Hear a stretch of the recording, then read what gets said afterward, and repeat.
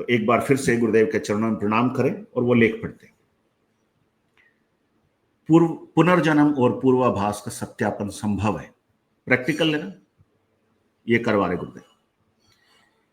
गुरुदेव ने कहा, वैदिक मनोविज्ञान अर्थात अध्यात्म विज्ञान के अनुसार मनुष्य शरीर 7 तत्वों से संगठित है, जिसके कोशों में आत्मा अंतर्निहित है। वे हैं अन्नमय कोश, प्राणमय कोश, मनोमय कोश, विज्ञानमय कोश, आनंदमय कोश, चित्तमय कोश और सत्यमय कोश। अन्न से लेकर विज्ञान तक 4 तत्व भौतिक सत्ता से संबंधित हैं और आनंद से सत तक तीनों उस परम सत्ता अर्थात सत प्लस चित प्लस आनंद सच्चिदानंद घन पर ब्रह्म परमात्मा से संबंधित है। हिंदू दर्शन के अनुसार मूलाधार से लेकर आज्ञा चक्र तक माया का क्षेत्र है, यानी अन्नमय कोश से विज्ञानमय कोश तक माया का क्षेत्र है। इसके ऊपर के 3 लोक, सत्यलोक, अलखलोक और अगमलोक उस परम सत्ता अर्थात सत प्लस चित प्लस आनंद के लोक हैं। आज्ञा चक्र को भेद कर ऊपर उठते ही जीवात्मा माया के क्षेत्र से निकलकर आनंदमय कोश में प्रवेश कर जाता है। इसके साथ ही गीता और वेद में वर्णित अक्षय आंतरिक दिव्य आनंद की अनुभूति मनुष्य को होने लगती है। मेरे संत सदगुरुदेव ने उस आनंद को धरा पर अवतरित कर दिया है। उन्हीं की कृपा से मैं उसकी प्रत्यक्ष रूप में अनुभूति कर रहा हूं। आध्यात्मिक दृष्टि से मुझसे जुड़ने वाले लोगों को भी इसकी प्रत्यक्षानुभूति हो रही है, जो कि भौतिक जगत में सत्यापित हो रही है। इस संबंध में ईसाइयों का पवित्र धार्मिक ग्रंथ बाइबल भी वही बात कहता है जो हमारे ग्रंथ कहते हैं। संसार की उत्पत्ति के बारे में बाइबल के संत जॉन ने चैप्टर 1 वर्स 1 से 4 में कहा है, आदि में शब्द था और शब्द परमेश्वर के साथ था और शब्द परमेश्वर था। यही आदि में परमेश्वर के साथ था। सब कुछ उसी के द्वारा उत्पन्न हुआ और जो कुछ उत्पन्न हुआ है उसमें से कोई भी वस्तु उसके बिना उत्पन्न नहीं हुई। उसमें जीवन था और वह जीवन मनुष्यों की ज्योति थी। वेद और गीता में वर्णित अक्षय दिव्य आंतरिक आनंद के बारे में बाइबल में भजन संहिता के अध्याय 23 के वर्ष 5 में कहा है, यह आंतरिक आनंद है जो सभी सच्चे विश्वासियों के हृदय में आता है। यह आनंद हृदय में बना रहता है। सांसारिक आनंद के समान यह आता जाता नहीं है। उसका आनंद पूर्ण है। वह हमारे हृदय के कटोरों को आनंद से तब तक भरता है जब तक उमड़ न जाए। प्रभु का आनंद जो हमारे हृदयों में बहता है, हमारे हृदयों से उमड़कर दूसरों तक बह सकता है। आज संसार से वह दिव्य आनंद और दिव्य प्रकाश कहां चला गया? सभी धर्म जिस शब्द से सृष्टि की उत्पत्ति मानते हैं, उसकी प्रत्यक्षानुभूति और साक्षात्कार असंभव क्यों हो गया है? संसार यथास्थिति चल रहा है। 4 कोश तो उपलब्ध हैं, परंतु 3 कोश सत प्लस चित्त प्लस आनंद गुम हो चुके हैं। जब तक उनकी उपलब्धि आम मानव के लिए सुलभ नहीं हो जाती है, विद्या पर अविद्या का अधिकार रहेगा। भौतिक विज्ञान तामसिक वृत्तियों के अधीन रहकर उनके आदेश का पालन करेगा। जिस दिन भौतिक विज्ञान अपने जनक अध्यात्म विज्ञान के आदेश पर चलने लगेगा, महर्षि अरविंद के शब्दों में धरा पर स्वर्ग उतर आवेगा। तो ये गुरुदेव का वो लेख, उसका अगला हिस्सा। कितनी गहरी बात, कितनी गंभीर बात और कितनी सरल भाषा। सरलता लाना बहुत कठिन काम है और गुरुदेव ने वो सरलता ला दी पूरी मानव जाति के लिए। ये बहुत बड़ी उपलब्धि है। हम जितने लोग भी आज गुरुदेव से जुड़े हैं, हम अपने आप को एक कह सकते हैं विदाउट डाउट कि हम बहुत भाग्यशाली। चलिए, गुरुदेव की ये जो बात है उसमें कुछ जो चीज समझ आ सकती है उसको समझने की कोशिश करते हैं। जो नहीं आएगी अगली बार समझ लेंगे, कोई बात नहीं।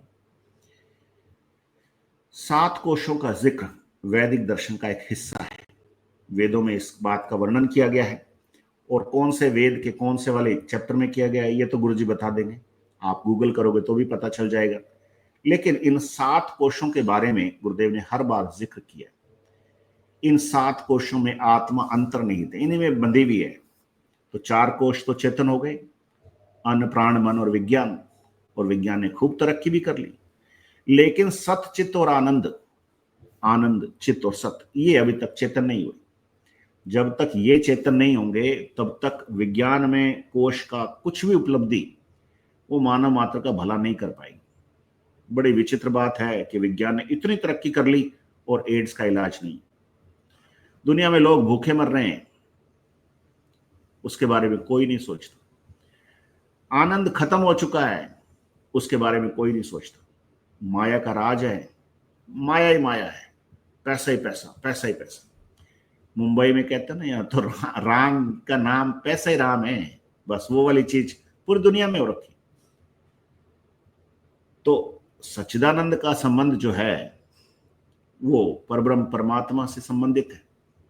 जब तक वो चेतन नहीं हो तब तक कुछ ही नहीं है, कहने की बात रह जाएगी।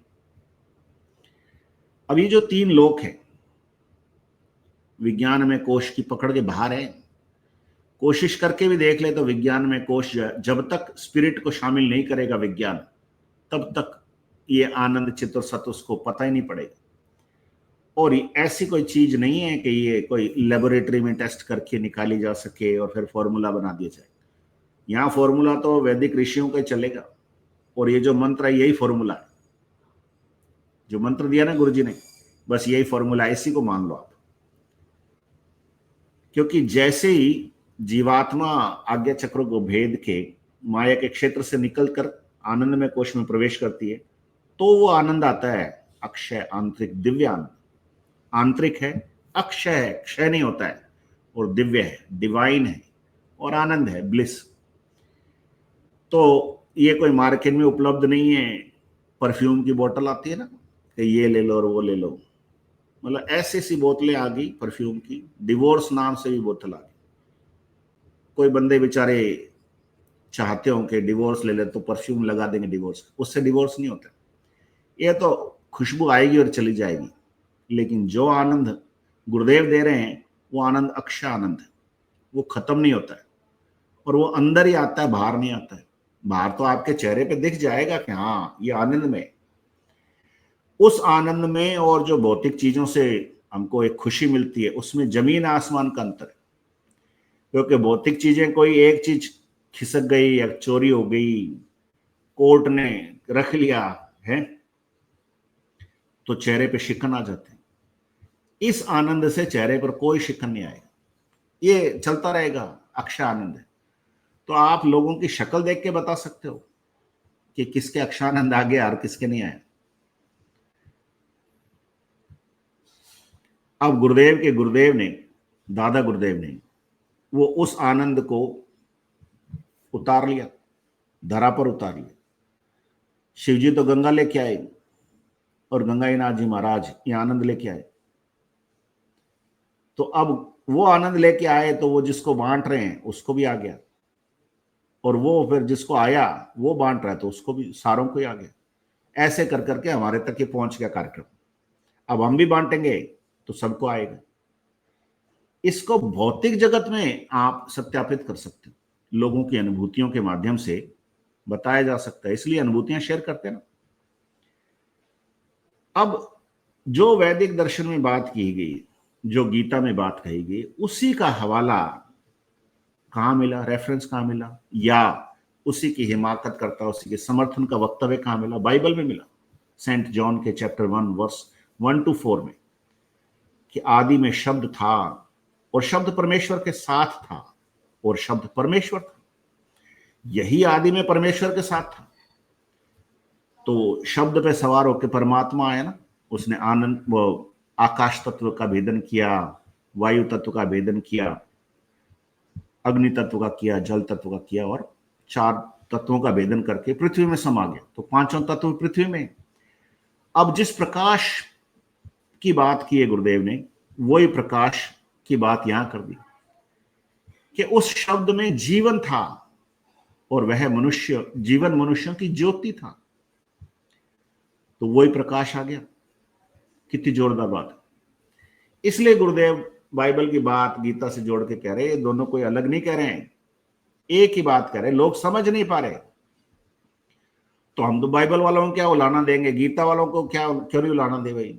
सुबह शाम गीता वाँचते रहते हैं और व्यवहार में रत्ती भर भी परिवर्तन नहीं आता। आनंद आना तो दूर की बात है, क्योंकि वो जो आनंद आता है वो गुरु कृपा से आता है, गुरु दे तो आता है ना। वो आनंद के कटोरे आपको भर के देगा तो ही तो आप पियोगे। अब सच्चा गुरु हो वो तो दे दे, कथा अमृतपान तो सारे करवा रहे, लेकिन ये आनंद कोई नहीं दे पा रहा। और अमृत अंदर है, वो जब तक गुरु उसका ढक्कन नहीं खोलेगा वो अमृत भी नहीं मिलेगा।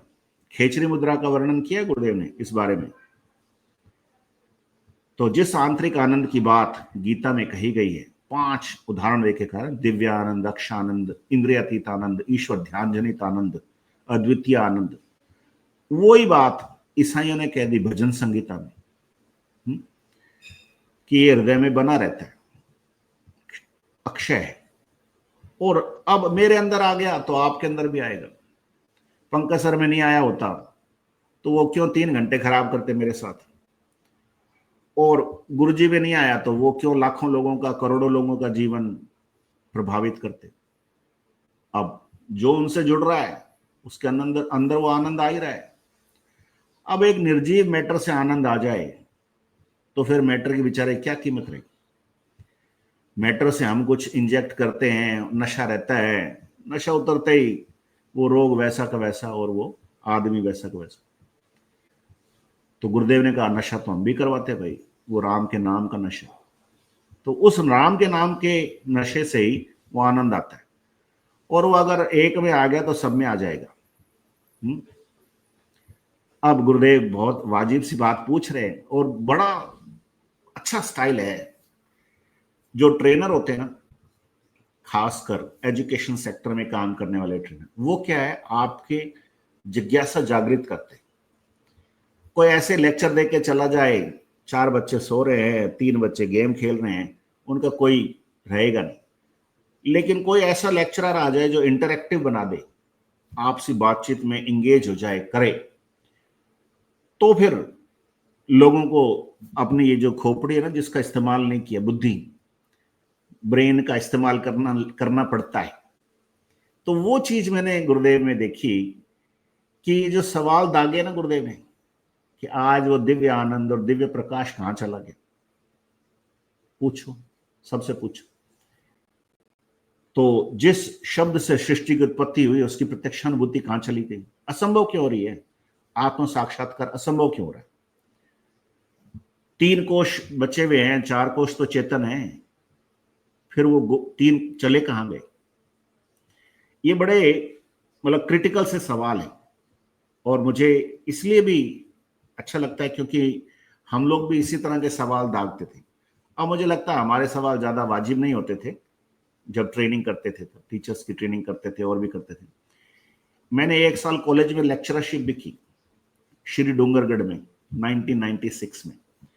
तो उधर क्या, बाकी तो बेचारे ट्रेडिशनल टीचर जैसे तैसे करके नेटवर्क क्लियर करके पीएचडी कर कुरा करके जैसे भी था, वो अपनी सरकारी नौकरी के जुगाड़ में थे। मैं तो किसी सरकारी नौकरी के जुगाड़ में नहीं।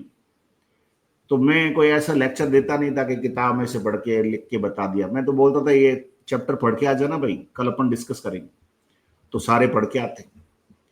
तो मतलब बड़ियों का स्कूल कॉलेज था, वो छोटा ही कॉलेज था, तो बढ़िया भी क्या स्मार्ट होते हैं। उन्होंने फीडबैक लेना चालू किया सब टीचर्स के बारे में, मेरे बारे में भी लिया। तो वो उन्हीं के बच्चे आते थे तो वो पूछते कि भाई वो धर्मेंद्र जी के साथ टीचर है, वो कैसा टीचर है, वो कैसा टीचर है, सब बताते। तो एक कोई सेक्रेटरी थे, वो तो अब नहीं रहे, बिहानी जी, मेरे को याद आ गई उनकी बात, उनकी आत्मा को गुरुदेव मुक्ति दें। तो जब दोबारा इंटरव्यू होता, उसमें परमानेंट जॉब नहीं होती, 10-10 महीने का कुछ कॉन्ट्रैक्ट होता था। तो दोबारा गया इंटरव्यू देने के लिए, तो उन्होंने कहा कि इंटरव्यू नहीं लेंगे तुम्हारा। तो मैंने कहा अच्छी बात है, क्यों। तो उन्होंने कहा कि वो तुम्हारा फीडबैक हमने ले लिया, बड़ा अच्छा है कि तुम तो बहुत हीरो यहाँ के, ऐसा करके। पर मैंने वो फिर 10 महीने के बाद नौकरी की नहीं।